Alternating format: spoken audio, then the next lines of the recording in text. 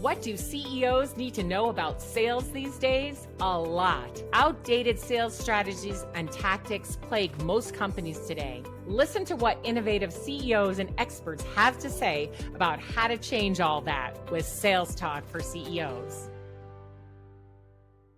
Welcome to Sales Talk for CEOs.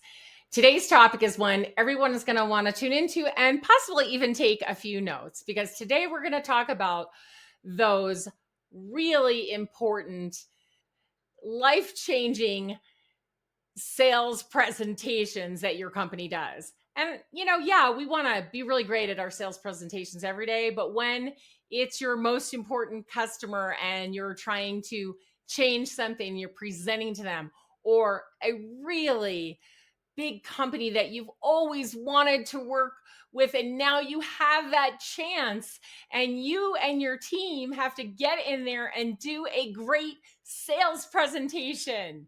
So we want to make sure that you are all equipped to do those really well. And that is why I today have Yvonne Lines on the show to help us learn about how to do the best sales presentations. Welcome, Yvonne. Thank you. I'm happy to be here. So first, let's just tell the audience a little bit about what you do and who you do that for, and then we'll jump into the topic.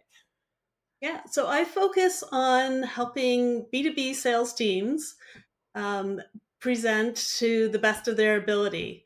So I actually have a creative background. I used to be a creative director at a large media company here in Canada. And that was about 10 years ago. I left that to freelance and I started doing graphic design. I moved into writing, I moved into strategy, and then got into presentations and working with teams to help them with their presentations. And it's been really about helping them connect with their audience in a way that's really engaging and helps them close deals. Oh my gosh, helps them close deals, what we all want. And I'm sure you have sat through, as I have, you probably not as many as I have, because I've been around a long time, some really bad sales presentations. Yes. It Yes.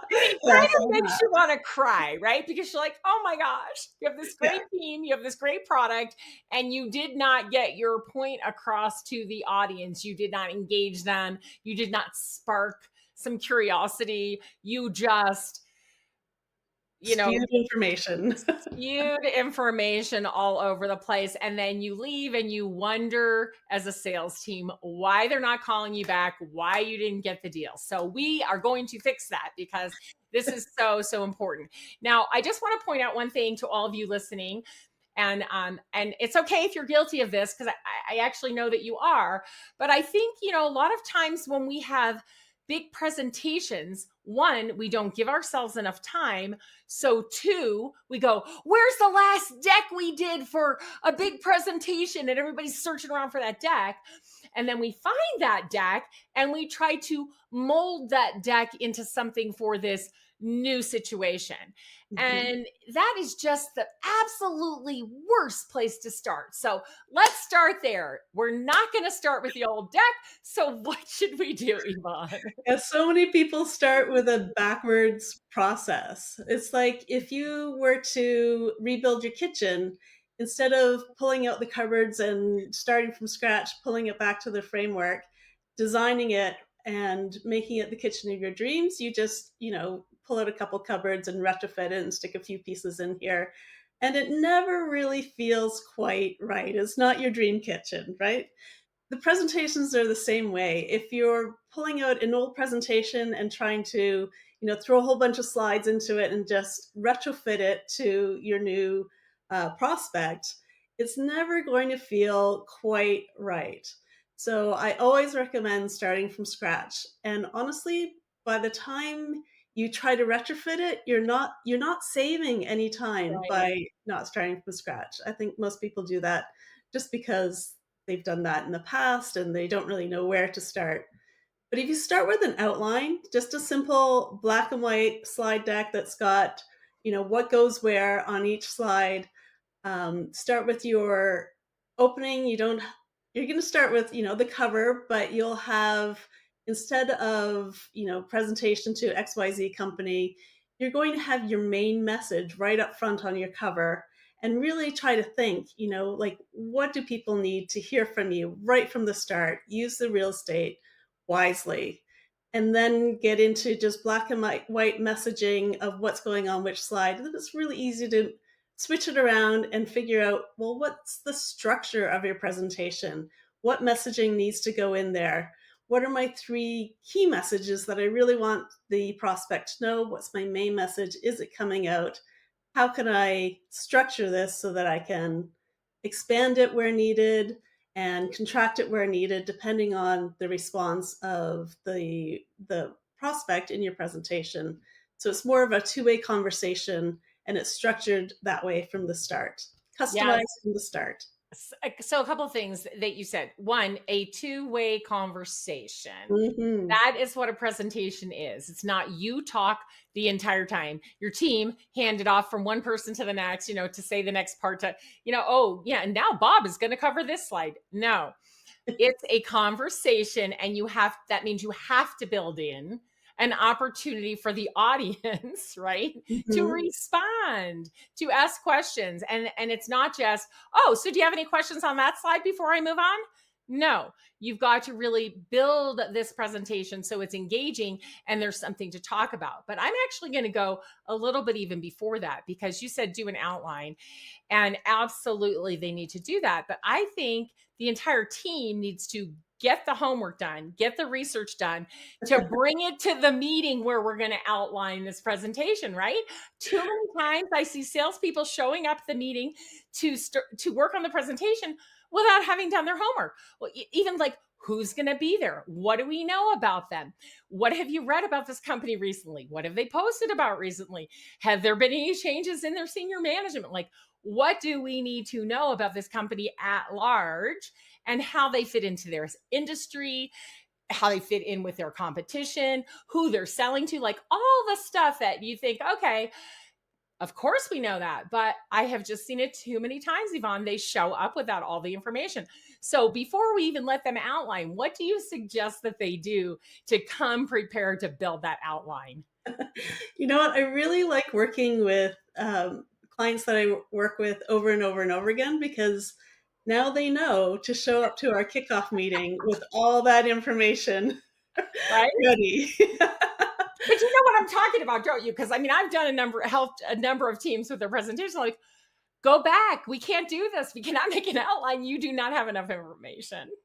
Yeah, knowing your client, your prospect who you're pitching to, you can't develop any key messages without really knowing who they are. And it's not just, okay, well, I'm presenting to the CEO and the CFO and the tech person.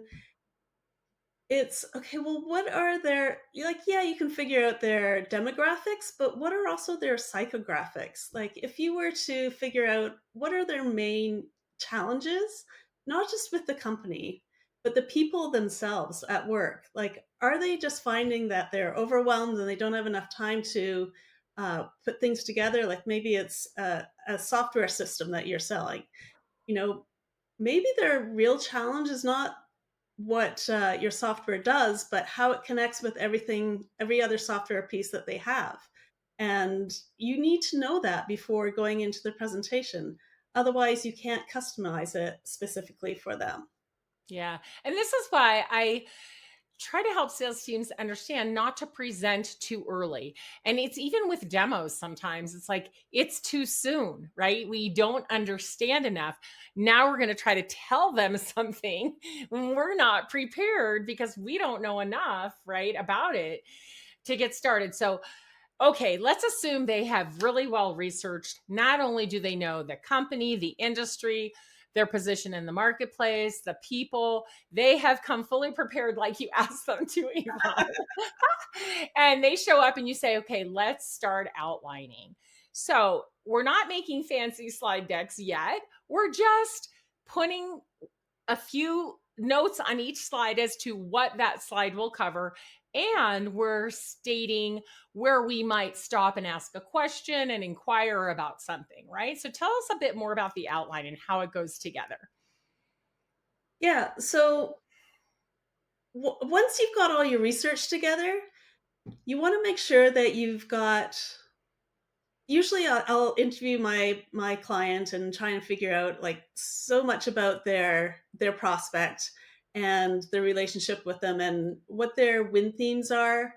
I think a lot of your audience knows what a win theme is, but basically, what their edge is over their competitor, and why this prospect may be going with them over somebody else who offers something similar. Um, but then not just what their win themes are, but how it relates to the prospect. Because it's one thing to say, well, we have the best software in the world, but your prospect is like, well, great, but how does that relate to me? So then you have to translate it to be audience centric. Yeah. Um, and you're wanting to narrow it down so that you've got three key audience centric messages.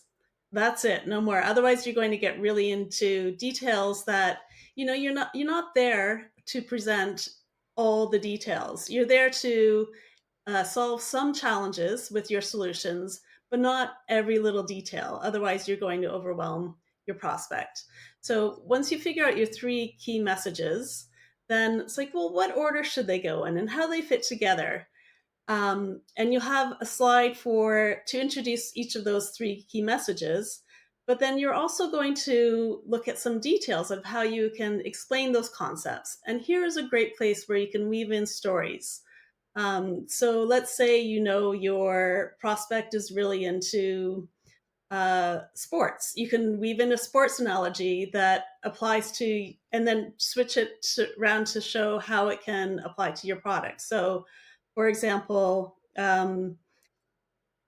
thinking on the spot here, but if you've got people, football or sorry, soccer, if you've got people kicking the soccer ball all over the field and it's just chaos, but your software is like a really good coach that can help bring all those players in together and strategize and move towards the goal and get the ball in the net, then that sort of analogy works. But if you're presenting to an audience that isn't into sports, then you need to know that ahead of time and come up with a story that's more relevant to them or something completely universal. Hmm.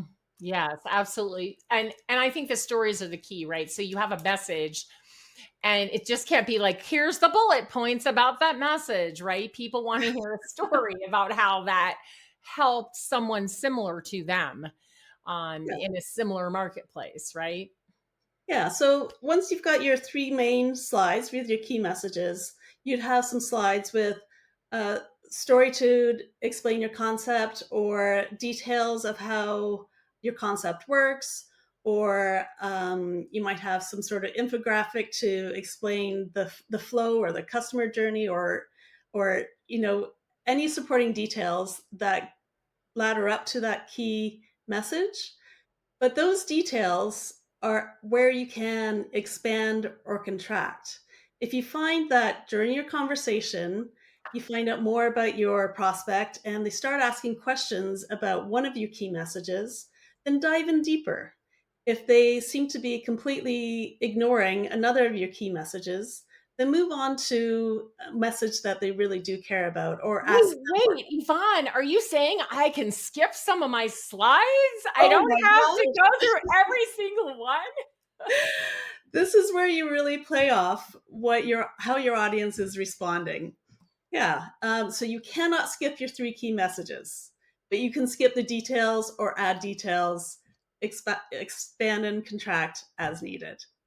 Yeah. Yeah, So I've 100%. actually had one client I worked with said they've got so many.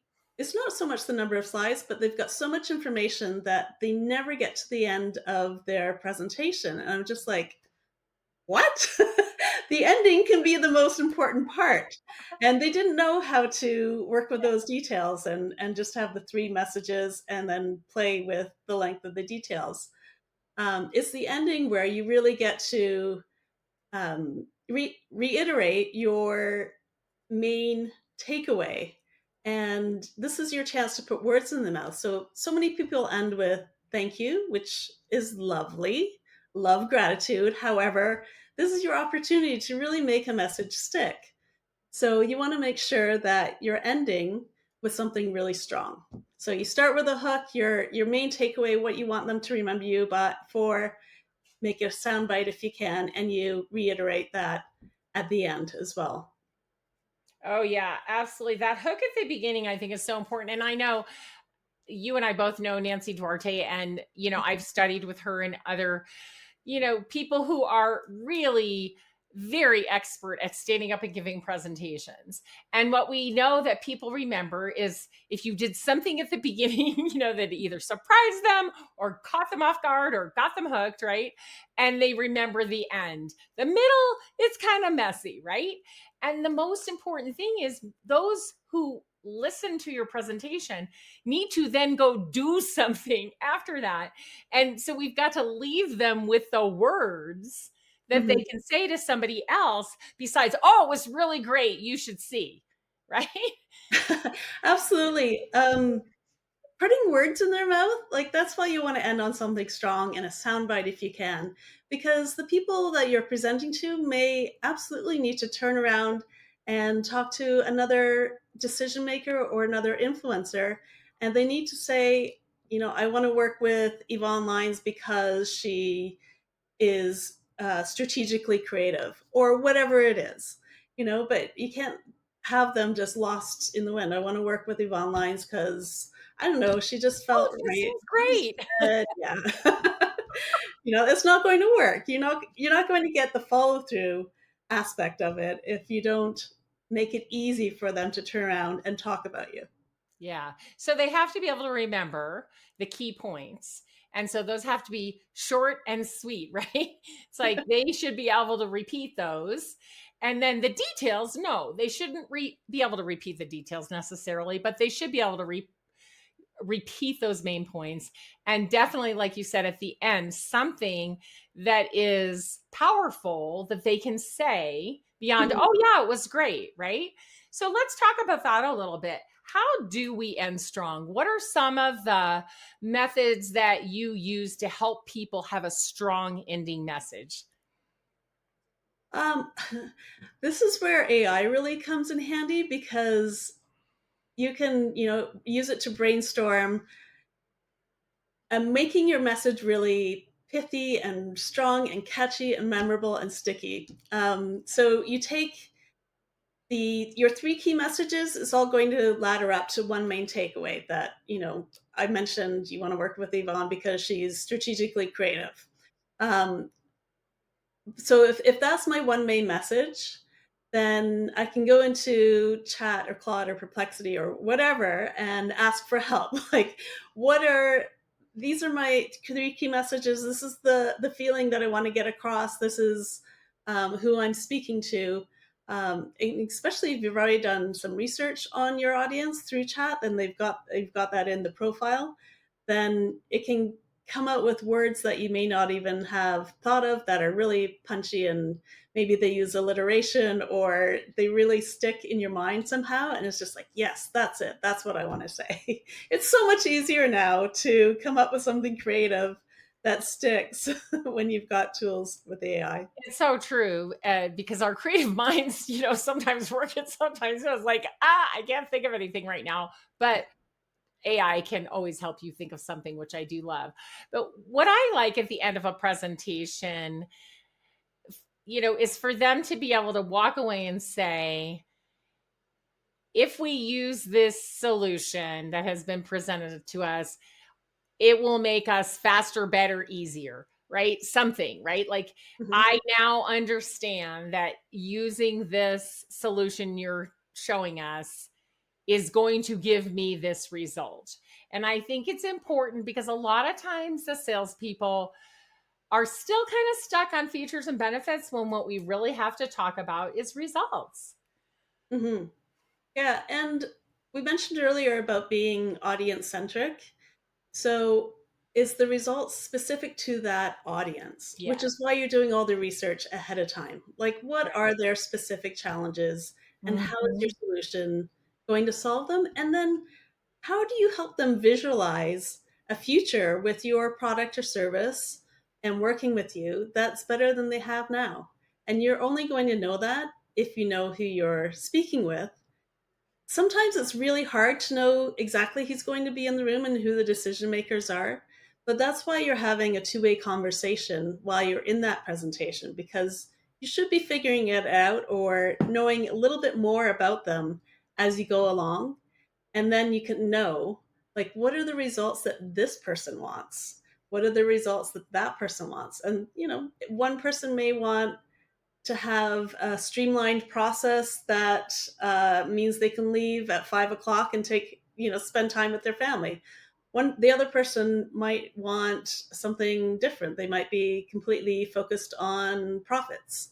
Um, and sometimes you need to marry the two, and sometimes you need to answer those completely separately. Mhm. But it's important to do that research ahead of time so that you know.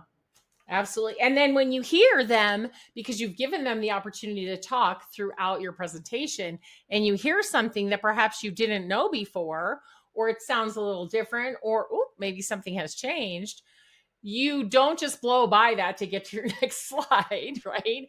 You dig into that. And yeah, if you don't have then time to cover your other three points in detail, that's okay. Mhm. You still want to make sure you watch the time and get to the end where you can summarize, because they've heard your three main points. They may not have heard the details of all of them because you have followed their path rather than making sure you hit every slide, right? But you've got to watch the time and make sure you get to the point where you can do your summary and wrap up and leave them with those words. Yeah, exactly. And it's fine to ask as you're going along. Like, let's say you're getting a really great in-depth conversation. It's fine to ask, we've got 5 minutes left. Would you like to speak about this topic, or should we continue um, with more details on this topic? And or do you have more time for this conversation?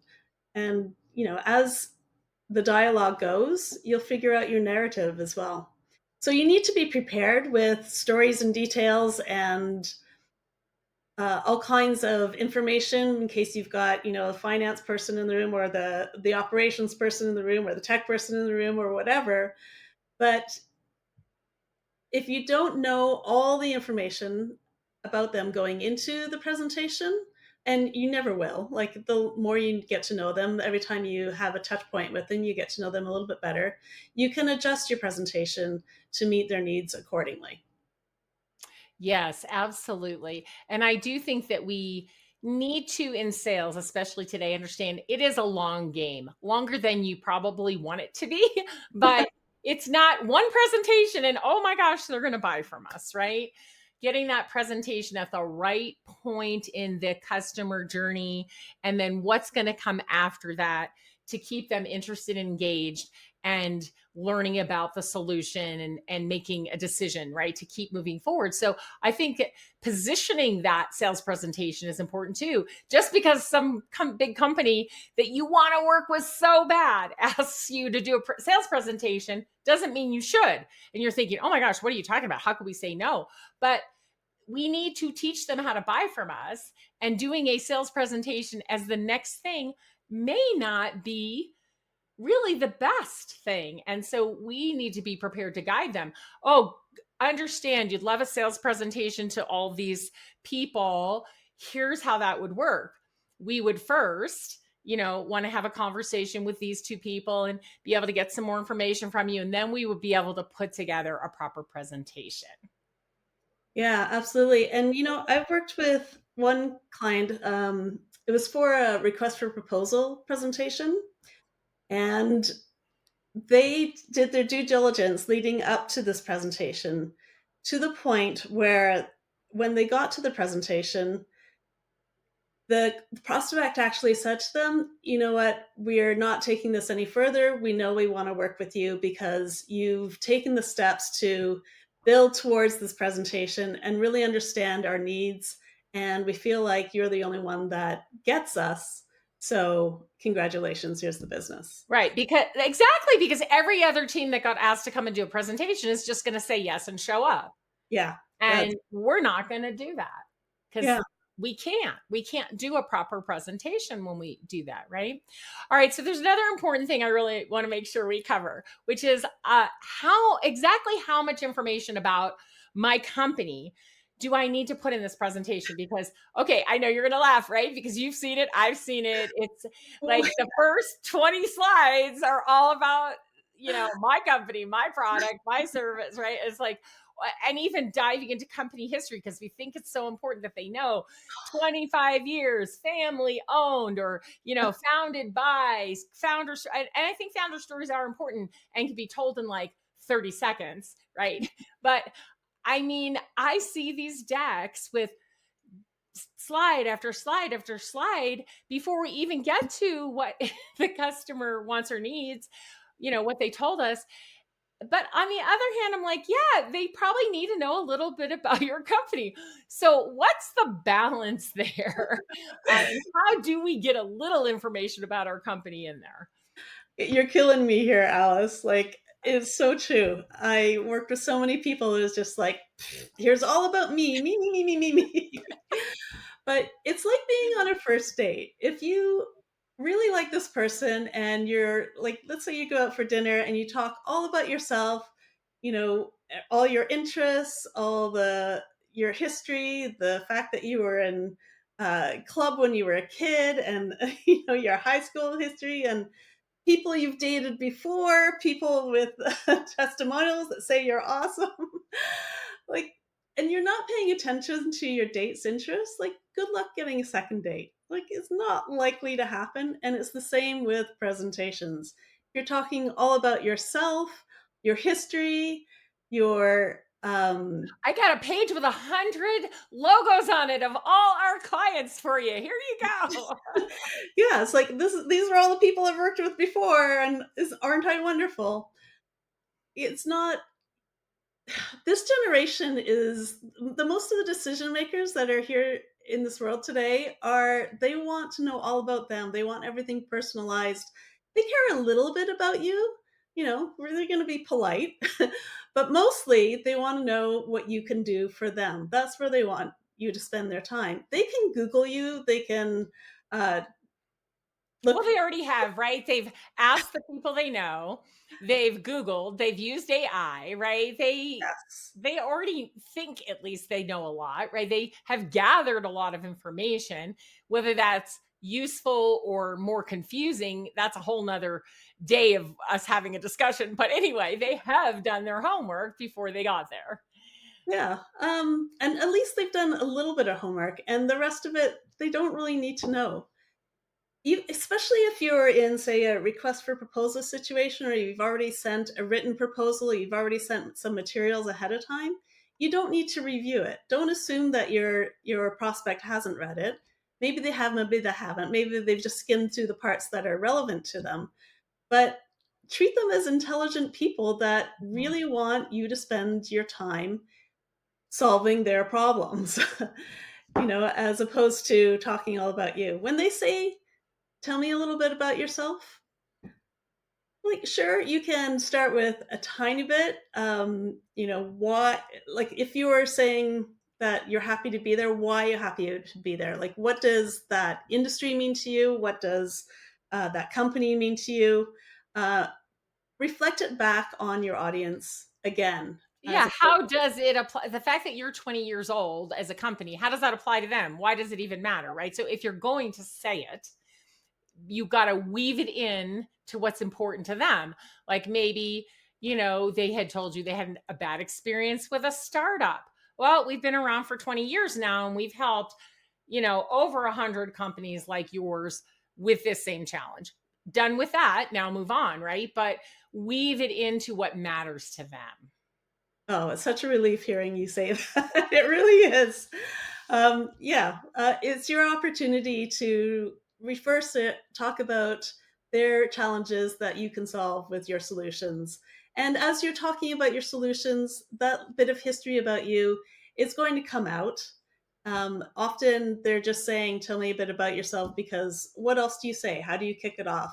If you're not taking control of the presentation and not starting it off with a strong hook, then what else are they going to say? They're not prepared with a hook themselves. That's your job. So, yeah, your experience should come across in your case studies or other stories or the way you present yourself, and the way you solve their challenges. Right. So we don't need 5 slides about our company. And in fact, we don't need any slides about our company because we can weave it in, and it's so much more applicable, and they get it when they need it and where it fits versus you're going to just go through these slides and they're not going to remember any of it anyway. Right. Yeah, you're invited in because they know a little bit about you. Yeah. They want to Yeah. know more. They Your want to, reputation is good enough to get in the door, and that's awesome. yeah. Okay, great. So we can ditch all those slides about our company, start with a great hook because we've done our research, we've done our homework, we know what is going to get their attention. We've made this beautiful outline so we know what our 3 key points are that we want to get through. We have the details on those, specifically how this solution will help them. Those are the details of our 3 key points. Mhm. And then we stop along the way to engage them. So let's talk about that. And I'll just say before that, and then of course, after the 3 key points, we have to leave time, look at the clock, 10 minutes. Okay, we got to ask them if there's anything else they want to discuss, especially if they got really stuck on one point and really dug into that, which is fine. But we need that 5 minutes at the end to wrap up and get those words right for them to be able to leave with. So because sometimes we get 30 minutes, we get 45 minutes. It's not a lot of time to do a presentation. How do we take what we've prepared and weave the questions in so they get a chance to respond to what we've shown them, but not have this get out of control and go, way too long and then we can't get to the end and we're like, it's time, we've got to go. Yeah, that comes with practice and just knowing that the follow up can be really important and a great place for details. So, it's hard sometimes when you've got, say, a long talker on your team or one of your prospects is a long talker to interrupt them. It's a lot easier when it's on your team to prepare for that ahead of time and let them know, like, you've got this amount of time to talk about this subject in detail. You can go less, can't go more, unless it's given. But when the long talker is one of your prospects, it's a good opportunity to listen, but it also takes a lot of tact to steer them in a direction where you can follow up with more details, um, and then keep moving on to make sure you hit those 3 key messages and your main takeaway. Feel free to dump some of the explainer stories and some of the details, but get those messages across. Right. So it's just like, yes, we're going to get to that. Let me give you these 3 key points and then I'll come back. But you've got to have that confidence to really interrupt politely, right? Yes, definitely. And know that, the follow-up is really important as well. If you're feeling like you've got so many details that you didn't get across, you can follow up with those details. And if somebody's like getting really into the weeds on one topic, but you haven't got to your other points yet, then, politely interrupt and let them know that they will have all their questions answered in a follow-up on the next day or next 2 days or whatever. And I think you said something that's critical, practice, right? I never see teams practicing enough. Like, run through this presentation several times with some people who are pretending to be your audience, who Mhm. will interrupt you and say weird things and ask you questions and derail you, right? Practice. And I'm not saying, okay, for every single sales presentation you do, but we're talking about the big ones. This is the customer you really want, right? This is or the customer you really want to keep or grow, or it's the prospect that you would love to land, right? When the stakes are high, Mhm. you got to practice. Especially if you're with a team, you need to have that sense of team cohesion. I had a client once that they had a high stakes presentation and they nailed it. They felt they nailed it, all the information, And their feedback, they didn't win the job. Their feedback was that it didn't look like you were one team working together, which broke my heart because I know this team and I know how much they support each other, but they didn't come across that way in their presentation. And I suppose they probably did the, one person talks for 10 minutes, then, and so is going to talk about this next, and then pass it on. As opposed to when you practice, that just naturally gels and you come together and you can have a little banter between each other. You can feel like a cohesive team. So that practice is really crucial for one of these high stakes presentations. Also, a lot of salespeople who are super experienced, of course, they don't want to practice. Why would you, right? But if you're with a team, you have to realize that you're helping the rest of the team understand what you're going to say, gel with what you're going to say, gel with you personally. And if you've got less experienced people on the team, they're going to be learning from you as you're practicing. And also, some of the things that you're saying, you've said for years and years and years, may not be relevant to that client. And you're so used to saying those things and saying things in a certain way. It's in that practice where one of your teammates may say, what do you really mean by that? Or is that really relevant to this client? And they'll call you on it. They can't call you on it in the middle of the presentation, but in the practice, they can. Yes, absolutely. The other thing I love about practice is timing. When you put this deck together and you've always got way too much. There's just never a time when you don't have way too much in your deck. I've just never seen it. They do tend to And grow. you expect that you're not going to cover everything, and that's fine. But if you it's like, hey, we have 30 minutes to do this, and we also have to get some of their questions in. You practice, and then you're like, oh my gosh, there's no way. So we start cutting slides, right? It's like, this topic is not as important as this topic. And you actually hone your presentation by doing that practice, just like you said, by hearing what each other says and maybe helping them say it a little bit differently, or saying maybe we don't need that. And you see, can it actually fit in the time that you have to present? Because And another thing, one of my pet peeves is people really try to talk really fast, and then they stumble over the words, and then you can't understand what they're saying because they're trying to hit their timing. Slow down, cut out the parts that are not relevant, and your audience is going to understand you better than if you try and talk really fast. yeah, and this, don't feel like this is your only chance to share anything or ask any questions. That's what I'm saying. Sometimes you're not ready to present yet because you don't have enough information to do a good presentation. And we don't also want them to think that this one presentation is enough for them to decide, right? This is one step in their buyer journey, and there are going to be more. And it's our job, really, as a selling team, to help them understand how to buy from us in the very best way so they get the very best result. Because somehow we think magically everyone knows how to buy from us. But if they've never done that before, how on earth would they know? Right. And they might think they know how to buy from us, but we know that they don't. Right. And so it's a give and take, right? Because they have to do certain things on their end, we have to do certain things on our end. And it's our job as a seller to guide that buyer journey so that they know what to expect next and what is the best way. And yeah, in some cases, it might make them mad if you say, yeah, we can't present until we've done these things.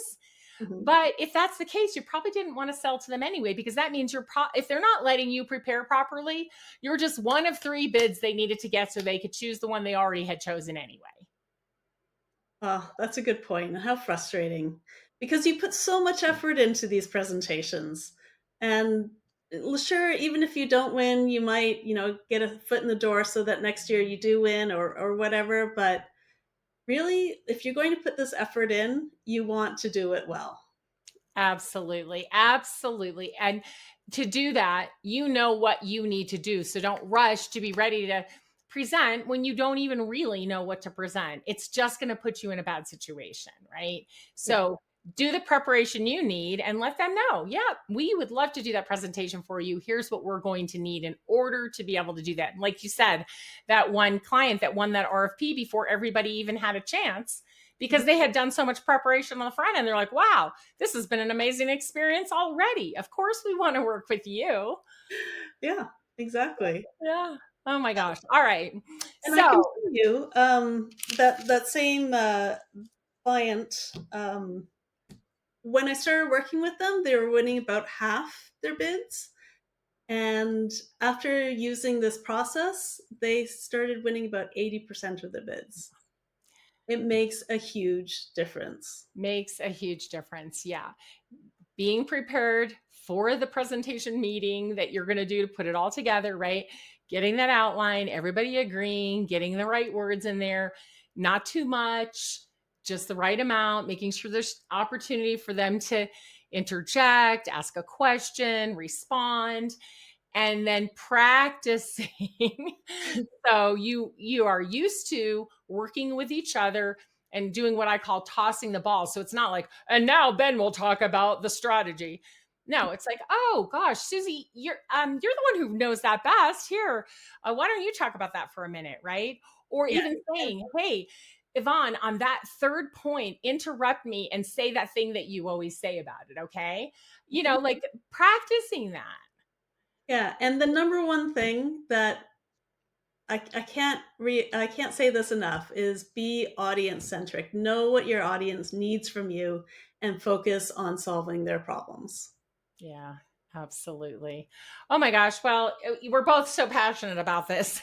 But, everyone that's selling today who is selling to companies larger than themselves or big prestigious companies, they're all going to be in a position where they're going to have a high stakes presentation. And they need to be way better prepared for those if they want to win more. And like you said, had one client was at about 50%, but by doing this methodology, they got up to 80%. Imagine that's huge for your company to win that many more deals. Yeah, it'd be amazing. And honestly, if you put this much effort in, you want to win, right? You want to win for sure. Okay, well, just before we go, I have a couple of questions that I'd like to ask you. And the first one is, what is a book, especially regarding presentations, right, that you think every CEO should read? Okay, I know that this person has been on your podcast and you are very fond of her. Nancy Duarte, her company Duarte.com, and they've got a few books. Resonate is a really good one. Slideology is another good one. But as a resource in general, they've got webinars, they've got online courses, they've got articles. She's on several podcasts. Look her up, look up her company, what they stand for. Everything that we've just talked about right Yeah. now is in line with what she teaches as And well. she has a TED Talk too. So I'll put the links to the podcast that I did with her and her TED Talk in the show notes for everyone because it's just like absolutely for doing presentations, you gotta know Nancy, right? You absolutely have to know Nancy. Okay, Don't and tell then us that you actually know her. yeah, I yeah, I just know do. her I work. mean, I do actually know her. Oh, I'm like a huge fan of hers, but we're also friends. She's just done so much in the field of presentations. And Mhm. anyone who doesn't know her story, look it up because I mean, she started like way back on a Mac, doing presentations for people. And she's done some presentations for some very, very famous people. So very cool. All right. And then the last question, what does every CEO need to know to win in this market? So I would say I wholeheartedly endorse a sense of adventure in life and presentations. So be open to change, recognize that the market has changed, it's a different generation. And I don't know if you can swear on this show or not. I can Yes, see you this. can. You can. Don't be a seagull that comes in at the last minute and shits on everything. So get involved from the start, set your team up well from the start, and then let them run with it because If you come in at the end, you're going to be confused about, oh, well, we've always done things this way, and now you want to do it this way, and I'm not really getting it, so change everything. Whereas if you set them up from the start with the principles of being audience centric, having a main takeaway and three key messages, and then let your team run with it, then I think you'll be in really good shape. Awesome. Oh my gosh, Yvonne, thank you so much for coming on the show today. It was really fun to talk with you about this topic because, like I said, we're both very passionate about it. We are. Yeah, this was a joy. Thank you so much for letting me share my knowledge. All right. Well, I will talk to you again soon, I'm sure. Take care. If you enjoyed the show, please like and subscribe, and we'll see you next week.